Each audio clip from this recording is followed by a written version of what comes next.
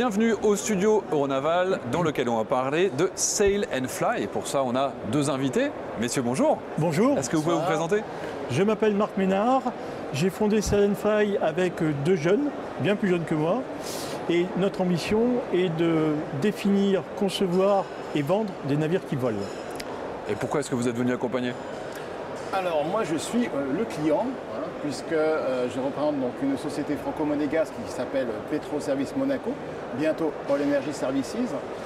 Nous sommes une entreprise d'à peu près d'une centaine de salariés, ça fait à peu près 15 ans que nous avons une expérience dans l'opération de navires offshore, tout type de navires, même de plus grands navires, qu'on est capable d'affréter, d'opérer pour notre clientèle.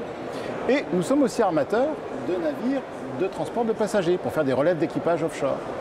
Et nous avons constaté depuis plusieurs années que les solutions existantes étaient inadaptées, coûteuses, n'étaient pas sobres énergétiquement, étaient même plutôt négatives en matière d'impact écologique. Donc nous avons pris le taureau par les cornes et décidé d'aller vers les navires volants, les vrais navires volants, ce qu'on appelle les navires à effet de sol, et de répondre à une demande de notre clientèle sur de tels navires. Très bien. Alors les navires à effet de sol, c'est quoi? C'est les écranoplanes tels que le faisaient les soviétiques? Alors c'est ça. Cette technologie a été mise en évidence dans les années 30 avec les débuts de l'aviation. Lorsque les gens essayaient d'atterrir, ils se sont rendus compte que s'ils maintenaient des gaz, ils atterrissaient jamais. Il y avait un coussin d'air en dessous effet de sol. Voilà. Et d'ailleurs, quand vous prenez l'avion aujourd'hui, pour atterrir, si vous entendez bien, l'avion coupe les gaz, le pilote coupe les gaz. Donc c'est bien cette technologie qui a été exploitée dans les années 1970 par les Russes avec les écranoplanes, qui a été reprise dans les années 1990-2000, surtout pour faire des poteaux, c'est-à-dire les gens n'ont pas regardé le marché. Ils ont fait un défi technologique. Voilà. Ouais. Nous, l'idée, c'est, et on a commencé par là, on a regardé le marché, on a commencé par les études de marché, qui nous ont dit déjà, oui, les passagers, on a interviewé 700 passagers, 70% de réponses, c'est de dire, ah oui, on voudrait bien prendre un véhicule comme ça. Pareil pour les opérateurs. Et donc, on a commencé les études d'un navire de 17 mètres, qui est passé aux affaires maritimes d'ailleurs. Et puis, avec Georges, on a grandi la famille, puisqu'il y avait des besoins chez Petro Service. Alors, quels sont les avantages du coup de ces bateaux? D'ailleurs, est-ce que c'est un bateau? Est-ce que c'est un avion? Alors, c'est un bateau, c'est pas moi qui le dis, c'est l'Organisation maritime internationale qui dit ça, c'est soumis à l'autorité navale, à la réglementation navale uniquement. C'est-à-dire qu'on reste au ras des flots. On restera des flots à 2,50 m, 3 mètres. Voilà. Pour le piloter, il n'y a pas besoin d'être pilote. Voilà. Les avantages, c'est quoi? C'est de dire, déjà, je me déplace, je pars de l'eau, je décolle de l'eau, j'ai une vitesse de 100 nœuds, 180 km/h. Donc on va à la vitesse d'un avion. Voilà. Et quand j'arrive, je me pose sur l'eau. Voilà. L'avantage, c'est quoi? C'est avec l'effet de sol, je vais vite, je consomme très peu et donc je pollue très peu. Et en termes de charge utile? En termes de charge utile, celui qui a 17 mètres, il a une charge utile, entre guillemets une charge payante, de plus d'une tonne. Ah oui, donc c'est absolument gigantesque. C'est absolument gigantesque. Les écranoplans russes portaient des chars d'assaut.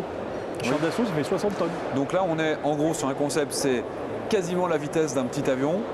On est quasiment à la capacité d'emport d'un bateau, donc on a le meilleur des deux mondes. C'est ça, et pour des prix d'exploitation et des prix d'acquisition qui sont pas très chers, qui sont pratiquement comme des bateaux. Ça veut dire qu'un opérateur, il aura un prix de billet qui sera comparable à celui d'un prix de billet de bateau. Alors, vous souhaitez pouvoir opérer ce type d'appareil? Alors, vous aimeriez peut-être déjà les avoir, mais...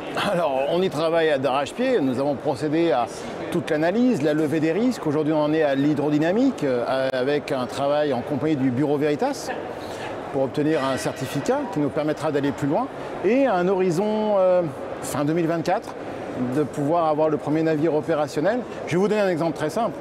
C'est Nice-Bastia en 90 minutes. Alors aujourd'hui, vous allez me dire qu'en avion, c'est 50 minutes. Mais entre arriver à l'aéroport, sortir de l'aéroport, aller au centre-ville de Bastia, finalement, on s'aperçoit qu'on fait du cœur de ville, avec une consommation, en tout cas, si vous regardez ça aux passagers, on n'est pas très loin tenez-vous bien, d'un autocar régional, selon les normes de signature CO2, ce qui est très bien, et qui veut dire que dès que la technologie sera mature, rendra d'autant plus facile la conversion, soit à l'hydrogène, soit à l'électricité.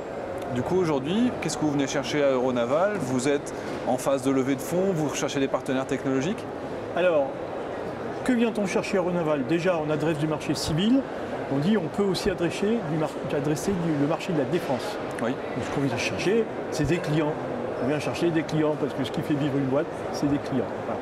Après, on peut aussi trouver des investisseurs. On peut trouver des partenaires comme des grands groupes. Bien sûr, on est ouvert à tout. Donc là, quand on voit ces photos, alors pour ceux qui ne connaissent pas ces systèmes, c'est quand même absolument impressionnant. Ça veut dire aussi l'intérêt pour une armée, c'est qu'elle peut se déployer n'importe où, sans port, y compris quand il y a eu des destructions qui ont par exemple détruit des infrastructures terrestres. On a vraiment un potentiel qui est énorme, y compris pour les services de secours. Absolument, c'est-à-dire typiquement avec ce genre de navire, s'il y a eu une catastrophe naturelle, qu'il n'y a plus rien, eh ben, vous arrivez, vous vous posez et vous pouvez beacher. C'est sûr, il n'y a plus rien. Vous beachez, ce qui permet d'amener des secours, d'amener des médicaments, des vivres, de l'eau, etc. Tout ce qu'on veut. Très bien. Alors du coup, les prochaines échéances pour vous, dans 5, 10 ans, comment vous vous voyez? Alors, il faut être réaliste. On existe depuis mars 2021. L'idée, on a déjà franchi pas mal de jalons qu'on s'était mis. L'idée, c'est d'avoir un premier client pour la réalisation d'un navire très vite, pour le petit. Oui. Ça, on compte 2023, ça sera peut-être 2024, mais après, ce qui est important, c'est de jamais baisser les bras. Tant qu'on se bat, on avance.